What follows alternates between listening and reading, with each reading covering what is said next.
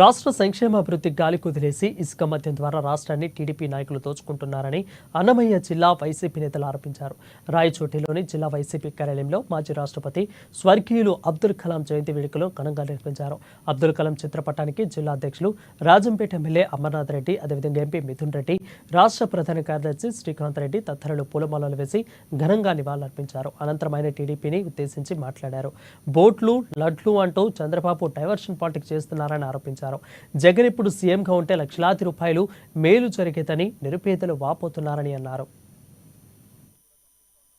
ఇదివరకు ప్రభుత్వానికి డబ్బులు వచ్చేవి, ఇప్పుడు ప్రభుత్వానికి డబ్బులు రాకుండా రేటు తగ్గాల్సింది పోయి రేటు డబుల్ అయిందంటే ప్రజలు కూడా అర్థం చేసుకోవాలా ఈరోజు ఇసుకలో ఎంత దందా జరుగుతూ ఉందో.